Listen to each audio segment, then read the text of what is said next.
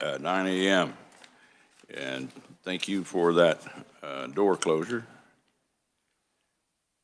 We're going to hear some bills, and we may work some bills after the hearings. So I will begin with opening for testimony, and my is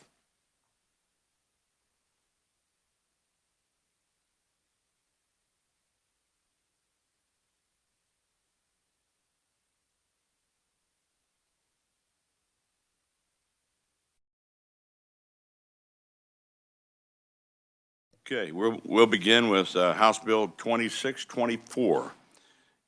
House Bill 2624. And before we hear that, we'd like to get a update from the reviser. Thank you, sir. Yes, thank you, Mr. Chairman, members of the committee. House Bill 2624 amends one statute, 19-3604, authorizing the disorganization of fire districts that were created by the county commission. Under current law, fire districts can be organized by the Board of County Commissioners either on their own motion or on the filing of a petition by the owners of at least 60% of the land that's in the proposed district. But then under current law, those districts may only be disorganized after 4 years and only upon a filing a petition signed by the owners of at least 60% of the land located within the district. So there's only an option under current law for disorganization by petition. So House Bill 2624 would add a new provision to the statute starting in line 14 to authorize the Board of County Commissioners to also disorganize a fire district on its own motion if the district contains no territory. So if there is no land, therefore no landowners to file a petition, then the Board of County Commissioners can, on its own motion, adopt a resolution to disorganize the fire district. This amendment would go into effect July 1st this year if enacted, and with that, I'll stand for any questions. Any questions for the reviser? Appreciate your attendance, and we will move on to testimony. And I believe we have Representative Tim Johnson from the 38th District. And if you come to the mic and got loose. Hej då, herr Bergqvist. Jag är svensk. Min familj kommer från Sverige och min friend. I'm Swedish, and Emil and I have had a lot of fun here in my time talking about Småland and Lindsborg and all our habits. So I brought the Swedish items out there. Those pastries were baked by my wife, who used to be a Swedish pastry cook out in Lindsborg. And I can eat those all day. By the way, I grew up on a little farm outside of Osage City. And min mormor, mother's mother, lived with us and spoke Swedish with my dad and family. And so when I went to school, I had always been called Pojk, which is little boy, Pojk Johnson, yeah. And so I go to kindergarten, and I walked in there, and Miss Anderson says, "We must give us your names." And I said, Pojk Johnson. She looks at it and she goes, I thought you were Timothy Howard Johnson. I go, no, those are words Grandma says when I'm in trouble. So anyway, I make fun with Emil, but we love our customs. And I brought plenty of fresh herring for you out there this morning. No? Okay. Yeah. You have some? You want some? Yeah. I need to give you my testimony very quickly. Leavenworth County had requested this, all of our commissioners. There was an issue about, I think it was a year and a half ago, involving a couple of our districts. I know in the city of Lansing becoming a second-class city and some other issues. So a couple of the townships basically changed and switched who was doing what, and a certain portion was simply vacated. So one of the districts, there's no land. It exists on paper only. And their legal advisor, who you're going to hear, one of the legal advisors, looked at that, and they felt there could be some liabilities. And so they would like to be able to remove it, but Kansas statutes do not permit that. we can create a new fire district, but we can't dissolve it. And of course, the key element is if there is no territory. And so that's pretty simple. My testimony doesn't have any land or any territory, but I would think that our legal advisor could give you some of the more.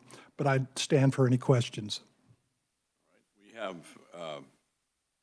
only one proponent testimony. Is there any others in the proponent category in the audience to speak? He should be on. Okay. He should be online. Okay, he's on WebEx. Yes. Any questions for Mr. Johnson? And Tucson talk. 1,000 thanks. Thank you, sir. Yes, Roger Mars of Leavenworth County. Are you on? Are you ready for testimony, Roger? Yes, I'm ready. Can you hear me? Okay. All right. He's gonna turn you up just a second. Okay. All right. Well, thank you for the opportunity to present testimony in support of this bill this morning. I'm Roger Mars, Deputy County Counselor for Leavenworth County, Kansas. And as Representative Johnson touched on, we had this situation where the fire district was organized and was composed of 2 townships in the city of Lansing. And as things progressed in the county, then it ended up where each of those municipalities, the 2 townships and the city, one at a time, withdrew from the fire district following the statutory provisions allowing for exclusion of lands. And we ended up with a situation where we still have the shell of the fire district that gives the authority to hire personnel and assets, manage assets and all that for the suppression of fire within the geographical boundaries of the district, but we have a district that has no geographical boundaries. And the statute, the only way we could dissolve it at this point is if 60% of the residents within the geographic boundaries petition to have it dissolved. And since there's no geographic boundary, there's no way to fulfill that requirement. So it's pretty limited in scope as far as the change that we're seeking to the statute, just to allow a county in this situation to, on motion of the board, to move to dissolve, disorganize the remaining legal shell of a district, and then put that out for the publication and follow the rest of the requirements under the statutory scheme for the disorganization of a fire district. So I don't know if you have any other questions about what we're seeking or the reasons behind it. Happy to answer any questions. Are there any questions for Mr. Mars? Okay. Everybody seems pretty content, at least well informed. Thank you, sir, for your testimony, and we will close proponent testimony at this time and give opportunity for neutral testimony. Is there anyone in attendance that would like to give neutral testimony on 2624? Not seeing any. Are there any testimonies as an opponent for this bill, 2624? Okay. Not hearing any, we will close the hearing on 2624, and we will move on to House Bill 2571. Mr. Reviser.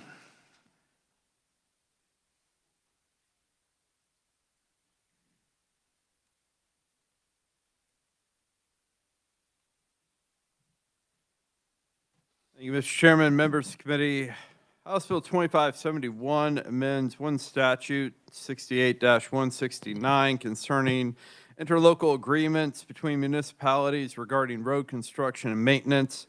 Under current law, Municipalities, counties, cities, and other subdivisions can enter into agreements with each other or with the Secretary of Transportation regarding the planning, design, construction, maintenance, and other aspects of management of roadways in the state.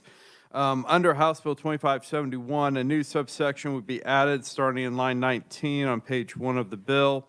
The new subsection would require that municipalities must enter into a cost-sharing agreement regarding any highway, road, or street that is abutted on opposite sides by two different municipalities.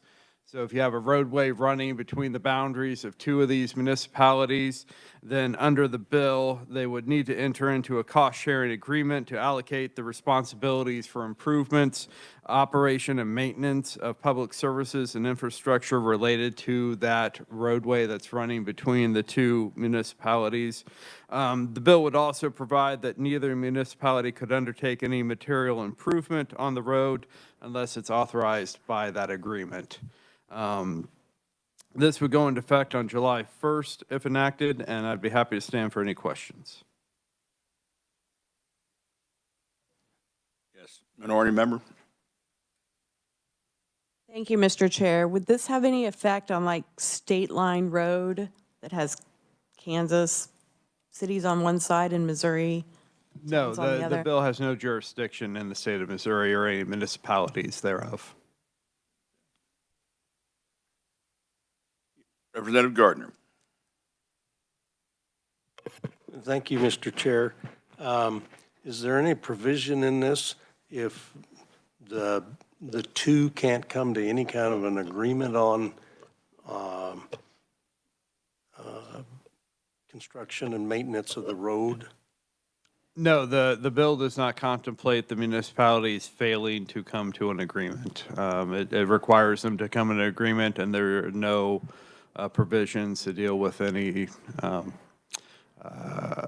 possibilities if they don't come to an agreement. Nor does it set a timeline for when the municipalities must enter into an agreement. There's no like 6 months or a year. They just have to work towards and enter into an agreement. Okay, thank you. Thank you, Mr. Chair. Someone else? Yes. Representative Collins. Thank you, Mr. Chair. So on the previous representative's question, so if, say, they couldn't come to an agreement, or if they made an agreement and someone violated it, would they have to go to court then to get that resolved? So to your first point, if no agreement is entered into, then yes, you could potentially have a court action requiring the municipality to do what it's supposed to do under the statute, in essence, ordering it to enter into an agreement with the other municipality. To your second point, if there's a violation of the agreement, then the agreement probably has some provisions for violations, and if it doesn't, then yes, the non-violating municipality could sue the other one for breach of contract, arguably. All right, thank you. Anyone else? Yes. Representative Wolf. Thank you, Mr. Chair. So when you say municipalities, are you talking townships, cities, counties, everything that's under the state that would be? Yes, it is specifically counties and cities, but then any other political subdivision of the state. So townships would be included in that as well. Thank you. I think just to clarify, it obviously would not include any municipalities that have no obligations or requirements for road construction and maintenance. So school districts would not, I think, be included under this. And sir, how does that relate to the city of the third class? Is the city of the third class still have financial responsibility? I believe that to the extent they have responsibilities for road maintenance, then yes, I think this would apply to them. All right. Okay. Representative Weigel, thank you. Welcome to the committee. Thank you, Mr. Chairman. Does KDOT have any play in this as far as maintenance or memorandums of understanding, something like that? So there are provisions currently in law for municipalities to enter into agreements of this sort with the state. Department of Transportation. That's already covered under existing law up in subsection A. This new provision, which is a shall enter into agreements, is only applicable to municipalities when they both come up against the same road. All right. Thank you. Thank you, Mr. Chair. All right, not seeing any other comments, thank you, sir. We will welcome our one listed oral proponent. That's Jim Benaj, Mayor of the City of Bel Air.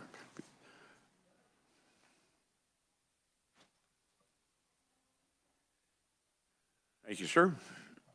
Morning, Mr. Chairman and members of the committee. So I was the one who was instrumental in trying to get this bill introduced, and so I'm here obviously as a proponent for it. So this bill is just about fairness. When you have these abutting roads and you have one community on one side, another on the other side, under the current statute, we end up, if we make an annexation, we end up required to annex the entire road. Well, the entity on the other side of that road then ends up not paying for any maintenance of that road, even though they're still collecting taxes from the property owners of that side of the road. So this was just to try to get some fairness in there. We've tried to negotiate some of these things, but they're not high priority issues for other people sometimes, and so we just don't get any traction there. And so I'm thinking, so maybe the best way to get the traction is say, this is what we shall do. I'll give you a little bit of history here, and I did this in my written testimony, but I'll just give you a little history. Former Senator Carolyn McGinn was instrumental in getting the legislation passed when she was up here in Topeka to require that communities annex these roads so that they don't just lay out there in limbo. There was a terrible problem throughout the state where roads were, city were annexing up to the road and nobody was taking responsibility for the road. And so she said, okay, we need to fix that. And she did a good job. She got a statute passed that's now KSA 12520 that says you will annex the road as well. But, and I did talk with her a few weeks ago about this, and she said, yeah, we kind of missed this piece of it where, okay, who's responsible to pay for this, the maintenance here? So this is really what this is about. So at the 2025 Fall Conference of the League of Kansas Municipalities, this concept was brought up, not the actual bill, just the concept, and there was overwhelming support that we should do something about this because every place is different. This bill is not prescriptive in how you make these agreements because everybody's going to have a different set of circumstances, and there's no way you can write a statute that says, here's what you shall do in these circumstances, in those circumstances. You're going to have a statute 100 pages long if you could even cover it at that. This is really more just says, hey, this is the requirement. You guys work out the details as it applies to your particular situation. So at that, I'll stand questions. Questions for the mayor? Yes. Peripheral vision. Thank you, Mr. Chair. So if you all can't work out an agreement now, how are you going to be able to work out an agreement under this that doesn't end up in some giant lawsuit? Well, I don't know that it would be a giant lawsuit, but it gives the impetus that you need to do it. Currently, under current statute, the county comes and says, hey, you need to annex this road, and they've actually sent us requirements to do that.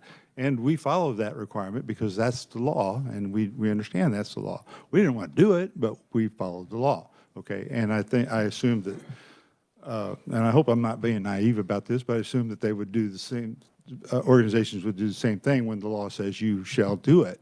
And we have this with not just, we have this situation going on with the county, we have this situation going on with other cities, and so we just need to see if we can't get some fairness there.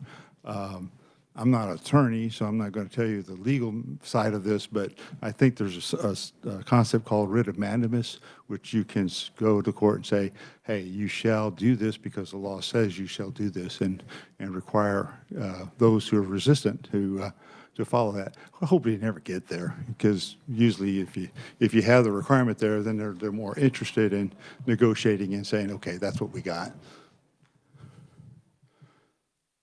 Yes, yes, ma'am, one more. Thank you. So what's been the problem? Like, does one entity feel like the road doesn't need to be repaired, it's fine? Do you feel like cost is just being pushed off on you all by another entity? What's the issue? Mostly it's the cost being pushed off onto us. We have roads that are a couple miles long that I mean, in one case, it is the only access for citizens of the city of Wichita to get to their houses is a road that is owned by Bel Air. And I've tried to talk with previous mayor about that. He was all in agreement of doing something about it, never got any traction. I've not taken that opportunity with the current mayor, and I need to, but it's, level of issues, it just hadn't got there yet.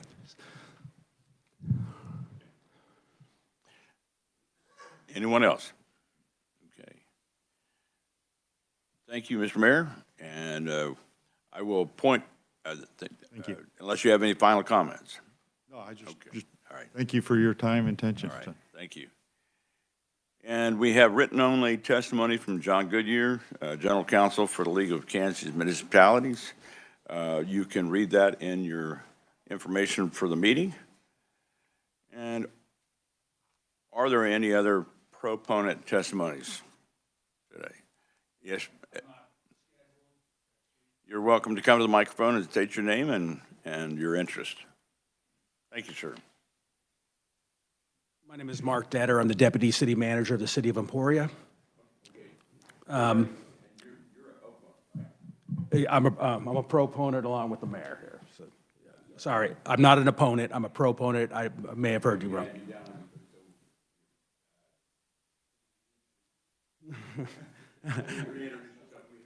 Had you written down as an opponent? Okay, and I'm sorry, there was a little confusion. So if I can clarify, I'm sorry that got in, and I am a proponent, stand with the mayor of Bel Air on this issue. My apologies for having to start over there. No problem. Thank you, Mr. Chairman. I tried to send an email withdrawing my testimony, but I would just let what I have to say to stand on the record today. Our interest in Emporia Lyon County is that, particularly in the road systems, it is very difficult to come to a good agreement on who should maintain what after an annexation or a boundary expansion has occurred. I would just point out a few things. You yourself, Chairman Berquist, are in the Park City, Valley Center area, and obviously you have a unique set of issues there where annexations are occurring into roads that were controlled by Sedgwick County, possibly townships as well, and competing with Valley Center. So there's transparency in forcing an agreement to be created in this situation. What you want, and I think everybody in here wants, is taxpayers to understand what they're paying for and what entity of government is paying for things. If you stipulate in these agreements who's going to be responsible, we start to understand. In your situation with the township form of government in Sedgwick County, when one of your cities annexed into a township, that township loses valuation. So you want to make sure that an appropriate agreement is got. In many cases, it's going to be just self-evident that the city's going to take over that maintenance of the city because the township has lost valuation and taxation authority in that situation. However, Committee Member Blix, Representative Blix area of Cowley County and Butler County, you have cities of the third class. Latham, Atlanta, Burton, Cambridge, they're all receive county funding for the roads that go through their community. So it's pretty self-evident, again, that the county should continue to maintain that because they're a city under 5,000 people. But again, we have to have transparency to make sure that everybody understands who's paying to maintain what. These agreements will bring it in front of governing bodies, county commissions, city councils, and make them understand. In the case of Representative Featherstone, you're in Johnson County, you're in the county unit system of government. No one's losing any money when a city annexes in Johnson County into the county. City taxpayers are forced to pay for county roads in that system. And I think it's only fair that there's an agreement or an acknowledgement that the county's not losing any money in this situation, that everybody understands. This is how we help people understand why their property taxes are as high as they are otherwise. In Emporia, we still have to pay a fee to the county when we annex and they're maintaining a gravel road. Even though our citizens pay 17 mills to the county for road and bridge, all city residents have to pay that. Really doesn't make sense that we would have to pay to maintain the gravel road on top of that because we've annexed into it. Our citizens are already paying that. That landowner who's right out in front of the county road is paying 17 mills to have that maintained. Why would we then pay additional money as city taxpayers? Again, this is a situation where city taxpayers pay twice in these situations, and it's just not fair. This bill will give transparency. It's not perfect. Yes, there could be legal matters, but I think in order for people to understand where their property taxes are going, it's really imperative that something like this occurs in these situations. I'll stand for any questions. Thank you, sir, for your testimony. Anyone for Mr. Dieter? I think it's pretty clear. We appreciate your testimony, and again, sorry for the confusion. No problem. All right. And once again, I'll give opportunity for any other proponent testimony. Not seeing any. We will move on to neutral. Is there any neutral testimony to be given today? And if you have, state your name. No? None? Okay. Moving on to opponent testimony. Are there any opponents present or online who would like to speak? All right. Not seeing any, we will close the hearing on House Bill 2571. Now we'll open the hearing on 2634. Mr. Revisor.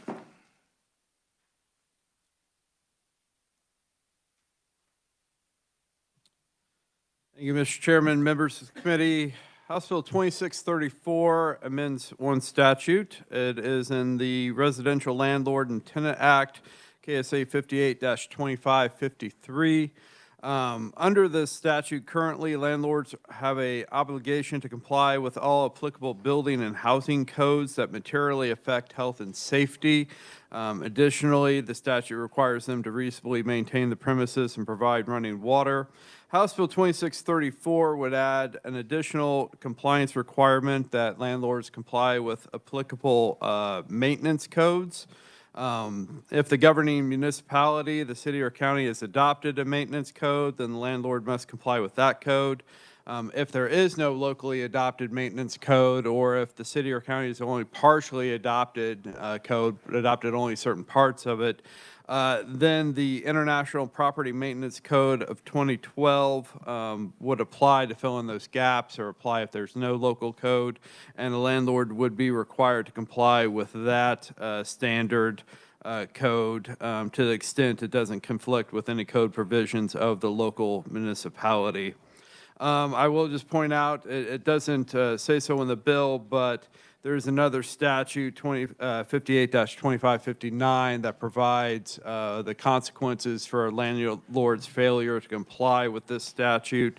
So if a landlord were to fail to follow the statute and follow the maintenance codes, there could be actions to require necessary repairs to come into compliance. The landlord could be subjected to an early termination of the rental agreement, or even potentially be liable for damages under that other statute. These changes would go into effect on July 1st if enacted, and I'm happy to stand for any questions. Committee. Representative Weigel. Thank you, Mr. Chairman. Thank you for your presentation. When we're talking about maintenance issues, does that include sanitation pickup, garbage, refuse that's in a like an apartment complex where the residents of that apartment complex would bring their garbage out to a central place to be picked up, and for whatever reason it's not being picked up? Would that include that? Would that include this? I don't want to speak definitively because I haven't reviewed like the standard maintenance codes in detail, but what you're describing sounds like a common area, a common trash dumpster area, and current law already requires them to exercise reasonable care in maintaining those common areas. So there is already a duty to maintain, those common areas like the dumpster area. I believe this is more in maintaining individual units. If there's something that is defaulting or is broken within an individual rental unit, then they must repair it up to the standards of a maintenance code is what I believe the bill is addressing. But I'm going to also defer to some of the conferees who are probably know more about the particular codes that they're seeking to enforce on this. Well, the reason I ask that is because that's become an issue with some properties here in Topeka. And I got several calls on this, and my way of thinking is that if the property owner is not making sure, or for whatever reason, that the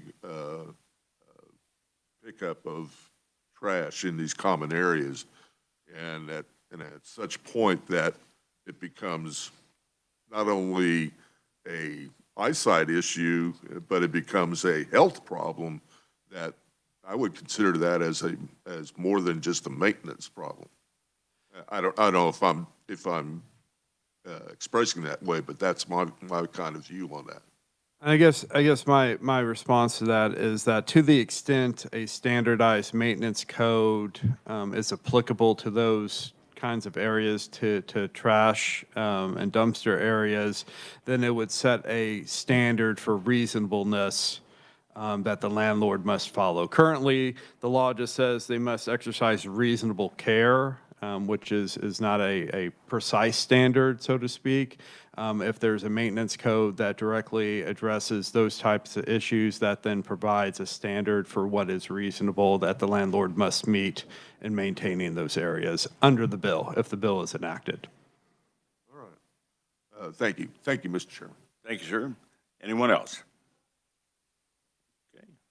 Not seeing any. Thank you, sir. And we'll move on to proponent testimony.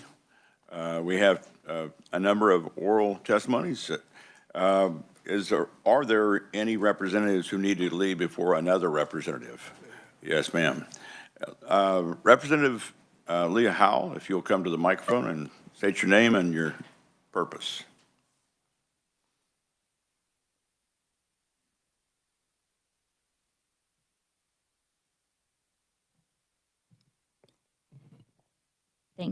Thank you very much, Chair. I appreciate your flexibility. I have a folder for you, and I apologize for not getting that to you sooner. I just thought that might be helpful for you. I'm not going to read my testimony to you all. I just wanted to address a couple of particular issues that I think might be helpful to you, and I will let Representative Howerton kind of come behind me and talk about some of this in a little more detail to you all. I need to get back to my committee. We're doing a lot of working in final action on some bills here. So I wanted to address particularly the IPMC code and the fact that we chose a 2012, and the issue that implementing this statewide. I wanted to point out that this does not violate local control, that this maintains local control for our cities and counties across the state, and because that is very important. This does not replace any codes that they may already have, as was already stated by the revisor, and that they maintain complete authority to adjust this as they would like. Even though this would be implemented across the state, they could still adjust it. And this intentionally does not have any enforcement required. And so I think that might be a cause for question and why that is so. We understand that some of our cities and counties do not have the resources to do that, and they don't want to set up enforcement, and they don't want to go around and inspect and all those kinds of things. But we want there to be resources for tenants so that they have a way when they go to, if they need to go to court, that there's clarity for the courts to define terms such as habitable. There's a resource for the court to use, and it just makes things clear within the law. And it also provides clarity to the landlords themselves of what standards they are supposed to meet. And so it is actually intentional, and we're intentional in going back to 2012 because we want to make sure this is about very basic standards. I went to a great deal of effort. I met with people who actually do enforce codes for a living, and to make sure this was very, very basic. This is about potable water. It's about sewage, sanitation. This is not about, things such as,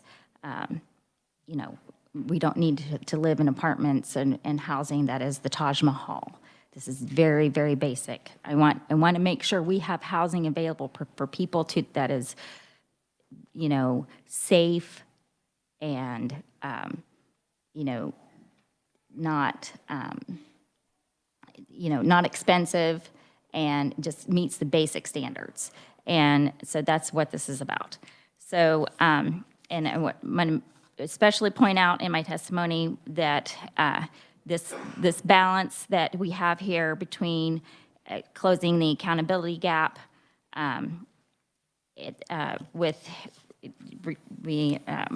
let me back up here. It talks about how we're creating a legal baseline where none currently exists. It provides courts and parties with a recognized framework when a dispute arises, particularly in rural and unincorporated areas that lack any defined standard, and it closes the accountability gap without centralizing regulatory authority. And this balance reflects core Kansas principles: local control, personal responsibility, and property rights. And responsible landlords benefit from clear expectations, and tenants benefit from minimum health and safety protections, and local governments retain full autonomy.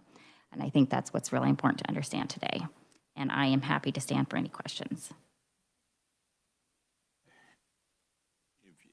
If you need to leave, yes, Mr. Vice Chair. Thank you, Mr. Chair. Thank you, Representative Howell, for being here. If the city or a county, who has the enforcement power? If they don't currently have a code, they haven't developed a code, and we put in this default code, who would have to be responsible for enforcement? There is no enforcement piece in this law, but the code can be adjusted by either the city or county. They can adjust this to their benefit. So if the landlord feels like a section of this is not reasonable, the landlords can go to their cities and counties and ask for this code to be adjusted somewhere if they need to. Thank you for that. Anyone else? Not seeing any. Thank you for your testimony, and we will move on to the next proponent. Next proponent testimony is from Cindy Howerton, District 98. Representative. Thank you, Mr. Chair. Good morning, colleagues. I'm just going to tell you a little bit about why we brought this bill and how it came about.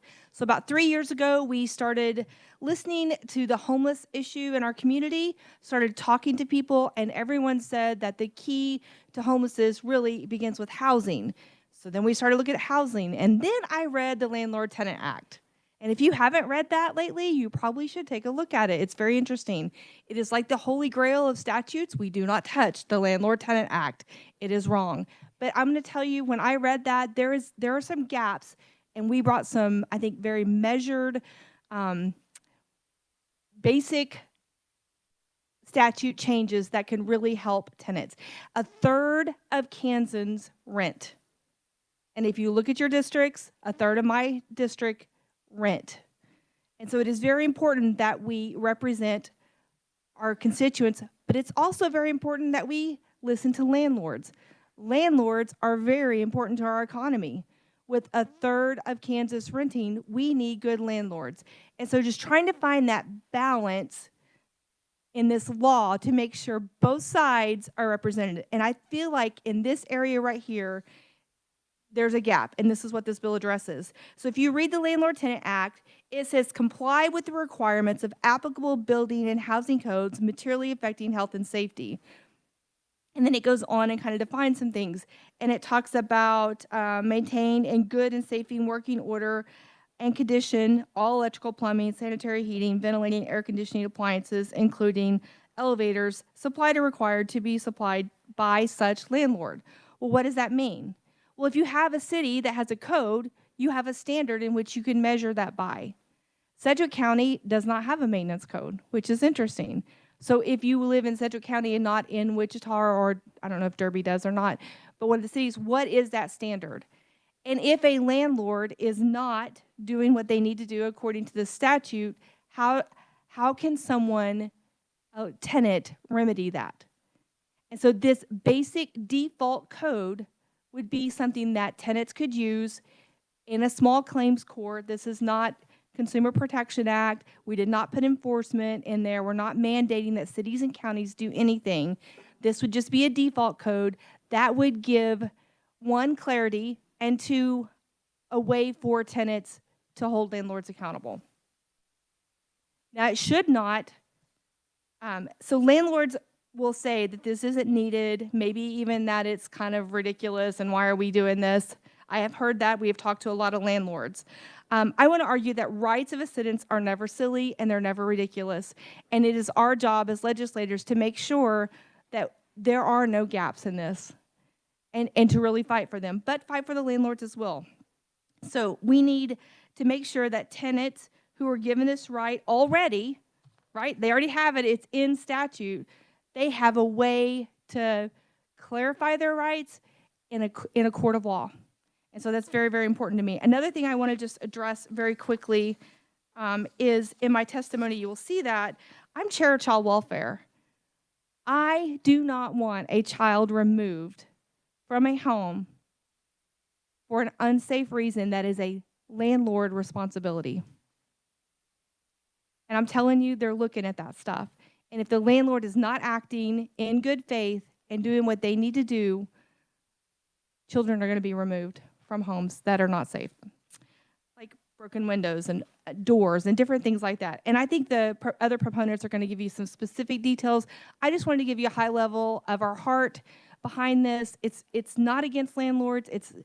It's really just trying to put into place some protections and due process and all that good stuff that we believe in. So with that, Mr. Chair, I will stand for questions. Representative Van Houten. Y'all scare me. Thank you, Mr. Chair. You gave a couple examples, doors, broken window. Kind of where do you draw the line, I guess, on what you would consider default maintenance? Well, that's kind of the question, right? Yeah. So it doesn't really define that in statute. So the code will do that. And I think you'll hear more testimony about that. And they're going to give you some specific examples. Yep.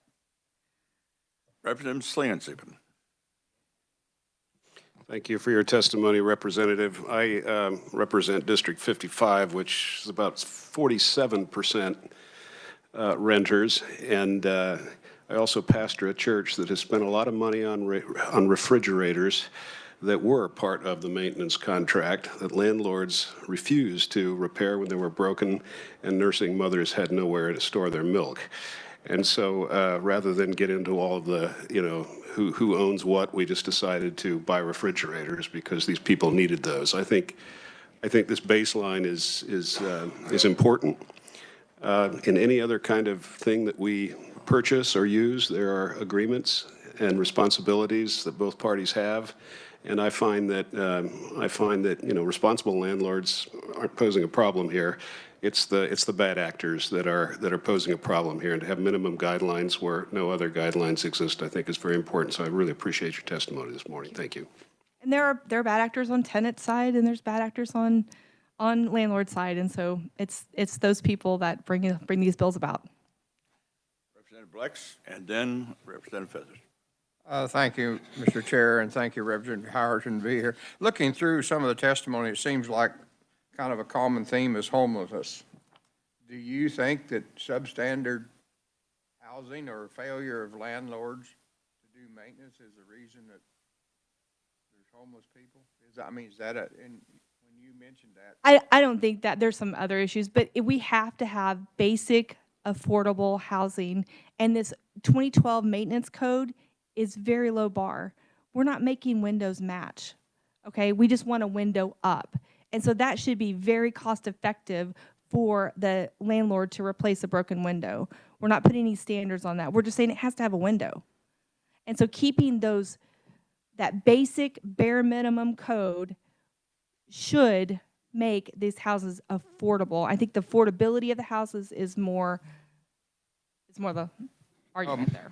A follow-up on that, kind of my thought, when you bring in the mass migration of people all at once, you can't it's very difficult to mass build houses and provide housing, and that's created a problem. And Yeah. Certainly I've got a couple, 3 rentals, and I try to do my best to keep them up, but I'm also doing my best paying a lot of damage that I don't get compensated by tenants too. That You have another bill for that. causes me a lot of financial grief. Thank you. Thank you. I agree with that. Representative Featherston. Thank you, Mr. Chair. So we've had some pretty dramatic property condemnations in Johnson County, and I think here in Topeka recently, that rendered people homeless on really short notice. Do you think if these issues could have been addressed in a bill like this earlier, like we could have headed off this problem before it became an emergency situation? I mean, I would hope so. I would hope the cities would enact their own codes with what works for them locally. But if they don't have one, if there's not a code, a standard in which to measure these by, then we may end up with these condemned properties. I have an apartment complex in my district that is very close to being condemned because, and City of Wichita has codes. So it's also the enforcement. Cities have to come in and follow up with that. So. Thank you, Representative. And we will move on to 2 more proponent testimonies. We'll try to get through them fairly quick. Don't want to cut you off, but we want to make sure and get everything done today. I would entertain Michelle Ewert, Director from Washburn Law Clinic. Good morning, and thank you for this opportunity to testify. As the chair said, my name is Michelle Ewert. I'm a professor at Washburn University School of Law and director of the Law Clinic. I have to make clear I am here as in my own individual capacity, and I do not speak on behalf of the university or the School of Law. So in the Law Clinic, my students and I provide free legal services to low-income Kansans who would not otherwise have access to counsel. And one of our big practice areas is landlord-tenant law. We represent tenants in Topeka and sometimes surrounding communities. I'm here strongly supporting HB 2634. This bill is necessary to fill a gap in the law that makes it difficult for courts to address habitability issues in certain communities. So the Residential Landlord and Tenant Act is very clear. It applies across Kansas and establishes the rights and obligations of both landlords and tenants. And one of the provisions in this law is that landlords must comply with applicable housing and building codes that materially affect health and safety. So what this means is Kansas law assumes that there will be housing codes in each community that apply. And this is important because it protects tenants from slum landlords and helps preserve property values by making sure there's a certain minimum standard in housing. So how does this work? There was a question about enforcement. So in communities where the local government has adopted a housing and maintenance code, tenants and landlords and courts are all on the same page. They know what the standard is. And so if a dispute arises and the tenant needs to go to court to file a case in district court to protect their rights and to promote habitability, the court knows what to do. It can look at the evidence presented and see, does this fit with the code or not? Has the landlord met their duty? The problem arises in communities where there is not an existing maintenance code. So if the tenant believes that the conditions in their unit are not habitable and they want to go to district district court to file a case, the court doesn't have a clear standard of what the landlord is supposed to meet. And that makes it difficult for the tenant to enforce their rights under the Residential Landlord and Tenant Act. This bill addresses that problem by creating a default maintenance code that would be applied in communities that don't already have one of their own. So what this means is there is still local control. If communities have already passed their own code, that continues. If they would like to pass one in the future, that would be the code that would apply. But there would be this default in communities that have not yet passed that. So there would be a clear expectation about what landlords needed to provide to their tenants and what tenants could expect. Topeka has already adopted the 2012 International Property Maintenance Code. That's what we use where I primarily practice, and it works really well. It's clear, it's comprehensive, and it's widely recognized across both the state and the country as an appropriate baseline for maintenance. And I think there were some questions about what sort of things does it deal with. I'll give you some examples from my own personal cases in the last couple of years. One of the issues that I helped litigate dealt with a landlord that was not maintaining lights in the internal hallways. And so that when a tenant would come up the stairs or get off the elevator, they would be walking in complete darkness down to the entrance to their unit and couldn't see. That's a huge safety issue. Another example that I have litigated recently, windows that either would not open or would not lock. Huge safety issue. So what we're talking about are, serious issues that affect the health and safety and the property values. This is a good bill. It is clear, it is tailored, it still allows local control, doesn't take away the power of local communities to decide what is best for them, only applies this default if the community has not acted. I urge you to vote in favor. This would help clear up gaps in the law that exist, help tenants, have habitable housing. It only the issues that we're talking about are issues caused by slum landlords, not by good, responsible landlords. I'm happy to stand for questions either now or at the end of the proponent testimony. Thank you, and I think we'll get the other proponent testimony, and then we'll stand for questions.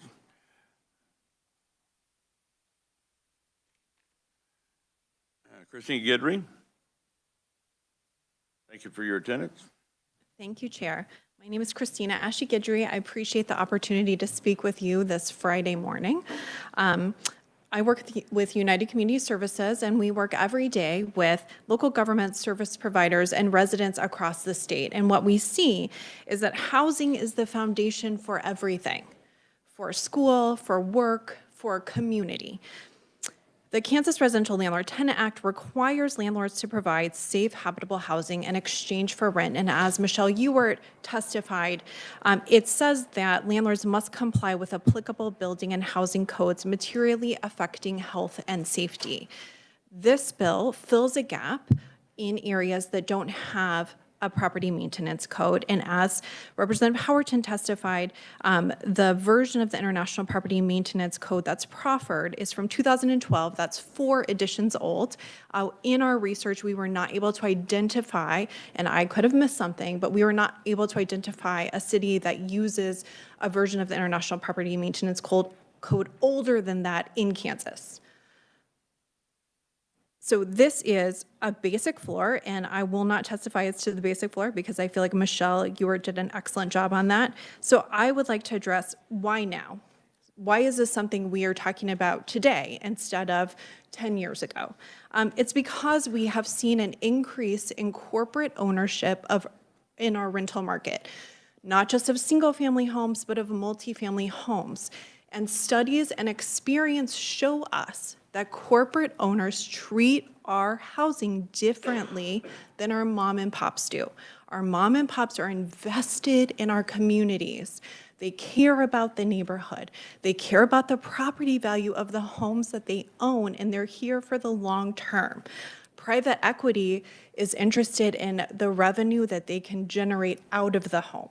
And one of the trends that they follow is not reinvesting in the properties and deferring maintenance. And in fact, they incur code violations much more frequently than our mom and pops do. So what do we do about that? We have to have an enforcement. We have to have a baseline mechanism, which is what this does. And this doesn't require local governments to do anything. If you read the fiscal note or talk to LKM or KAC, there is no fiscal note. There is no cost to local governments for doing this. Enforcement is through the tenant enforcing their rights that already exist through the Residential Landlord Tenant Act. This is good not just for the renter, and I can tell you stories if you have time out of McPherson and Parsons where there is no default property maintenance code and folks are not able to protect themselves and do have children removed from their homes through no fault of their own when they are paying rent because their landlord is not maintaining the property. This doesn't just protect the renter, but it protects our neighboring homes and our neighbors' property values. It protects our mom and pops and their property values. And it keeps corporations from edging out our mom and pops in pricing because everyone's held to the same standard. This also, you heard briefly from a couple of representatives on this committee about issues that we have seen in large-scale condemnations. The cost of those are passed on to taxpayers, to social services, to emergency responders who have to show up to address fires or other incidents at properties that are not properly maintained. So this helps avert those costs as well. So for those reasons, I would ask you to support HB 2634, and we are happy to stand for questions. Thank you for your time. We'll give a few moments for questions, and starting with Representative Van Houten. Thank you, Mr. Chair. Christina, good to see you again. It was November, I think I was in your office, and we were discussing this issue, and you gave great testimony today. To take it even a step further, some of the problems with these corporate rental, these corporations, is you didn't even really go into depth on what exactly we discussed and the just really the abhorrent behavior that we are seeing specifically in Johnson County and in my district as well. So, you know, I think to be clear, much of this is directed towards them. You know, the mom and pops, people who have rental homes. I think typically, at least in my district, these people are maintaining it at a level that is, we'll say, adequate, right? But there is this is a serious problem, and I think I appreciate you coming here today and just elaborating on that. So, thank you. Absolutely. Yes, ma'am. I was asking if you had any questions. Oh, okay. Okay, that's fine. Yes, ma'am. Thank you, Mr. Chair. Do you have any idea how much of Kansas we're talking doesn't have a code? I'm surprised to hear like Parsons mentioned. Yeah, so all first-class cities have a property maintenance code. Our research shows that there are 13 second-class cities that don't have a property maintenance code, and I could provide those names to you. And there are, I think it's about a quarter of third-class cities that don't have a default property maintenance code. But again, no obligation here on the part of the local government, no fiscal note. This is just within the context of the Residential Landlord Tenant Act. So only if you are a renter under contract under the Residential Landlord Tenant Act would this default property maintenance code apply to you. Any other questions from committee? Representative Blex. Thank you for your testimony. Thank you, Mr. Chair. Since the problem seems to be with corporate, would you support an amendment that would restrict this only to corporate-owned houses? So I would be delighted to support that if we knew who they were. But one of the, so I would be happy to speak with you at great lengths about this. There are a number of bills we're working on. One of the issues that we have is that we don't know always who the corporate owners of housing of rental housing is. And in fact, some mom and pop landlords look like corporate owners because they don't own the properties in their own name, they own it as a LLC. So because there's no kind of verification that we can do, I don't know how you could make that effective. Thank you. Anyone else? Thank you, ma'am, for your testimony. And I will make note that we have 4 proponent written-only testimonies for you to review. And I will move on to neutral testimony. Ed Duskinia, President of the Associated Landlords of Kansas. Thank you, Ed. I appreciate the fact that I finally don't have to oppose one of these 20-some-odd bills that have popped up this year. I am testifying as neutral because we have a number of questions, but one of the things I want to point out right off the bat, a number of these people have already said how great the Landlord-Tenant Act is, and I've been saying that for 30-some-odd years. It's a great bill, and if there's some flaws in it, we probably do need to fix them. But, oh, I'm sorry. Ed Duskinia with the Associated Landlords of Kansas. Sorry. I just wanted to show that I actually pronounced it. Hey, thank you. I'm not going to bother to read my entire testimony, but the questions we have is why the 2012, and I think they've answered that pretty clearly. Why does it just apply to rental property? Why shouldn't it apply to all properties? The corporate ownership is definitely the problem. I've heard that in every bill that's been heard this session so far, so can we separate that out? Because the mom and pops who I represent are doing a pretty good job, but they're going to be hurt by some of this stuff. Who's going to enforce these things? If a city or county doesn't have an existing code thing now, it's because they don't want to or because they can't afford to. So who's going to be doing the enforcing on this? Is the state going to take that process over? I mean, I don't know.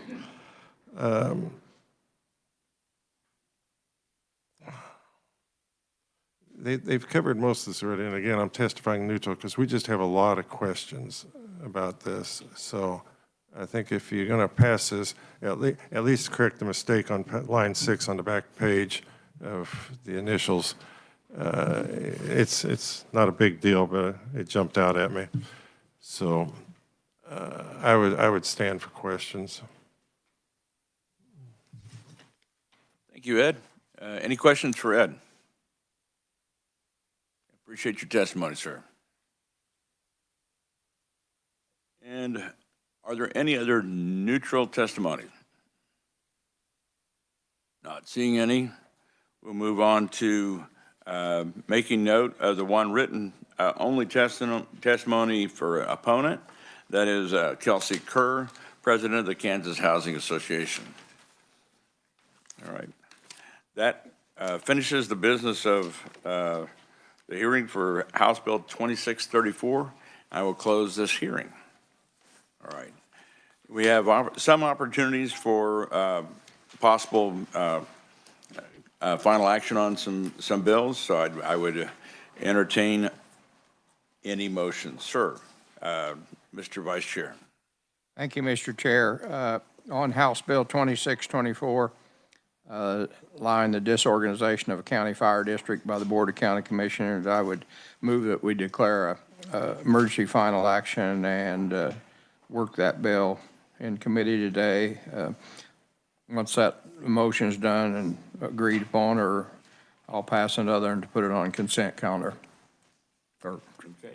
So we have a motion to take action and for passage in the House on HB 2624, and that it be placed on the consent calendar. Seconded by Representative Collins. Are there any questions? Okay. If you're in favor of the motion, which has just been made, say aye. Aye. All opposed? Abstain? And it passes.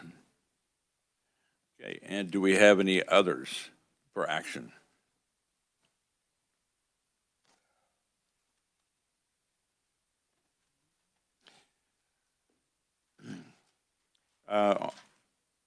House Bill 2410 is ready for action, allowing for a public library taxing district withdrawal from a regional system of cooperating libraries with no discretion regarding approval of such withdrawal by the State Library Board. Do I have a motion? Any kind of motion? Yes, Mr. Chairman, I would move that House Bill 2410 be moved favorably out of committee. For passage. Is there a second? Okay, seconded by Schlangenstein. And is there any comment and questions? Yes, ma'am. I'm making sure I'm commenting on the right one. I think I'm going to have to oppose this. The State Library Board has been, and the regional systems have been pretty clear that without the 2-year period to make adjustments, it could cause severe damage to our very small library systems within Kansas. Representative Pishney? Thank you, Mr. Chair. As I haven't made up my mind until you ask us to vote. So I'm still thinking about this, but what I wanted to bring to mind is what Representative Featherston pointed out is the smaller libraries that are, I don't know that they're locked into the library system, but they are more so than a Salina or Hayes library that came to us in testimony. I'm definitely not against what Hayes and Salina are asking. I think that's appropriate. That's an appropriate request for their situations. I am struggling on how we address that, whether it's the 2-year reference that was just made, or I don't want to harm the smaller libraries, but I also want to free up some of the rules and regs for the larger libraries. And so I'm leaning toward not supporting this so that we can come back and visit about it in another fashion. Representative Collins. Thank you, Mr. Chair. I've talked to a number of library officials in my district, and like Representative Featherston said, having like 2 years to withdraw, I think really is best for everyone because they can anticipate it and they make different arrangements, and so I will be opposing this bill. Are you making that in the form of an amendment, or are you just opposing the bill? I'm just opposing the bill. Okay. Any other comments before we vote? Okay. If you'll renew your motion, sir. Thank you, Mr. Chair. I move House Bill 2410 out favorably for passage. Okay. All in favor, say aye. All opposed? Pretty resounding division. All right. That motion fails. All right. And we will have a number of bills to finish on final action next Monday. I believe we have one more bill to hear on Monday, and that is all. So we'll try to start promptly at 9 and get done for the turnaround. So thank you for your attendance. Thank you for those that helped us with absent attendance, and the meeting is adjourned. Thank you.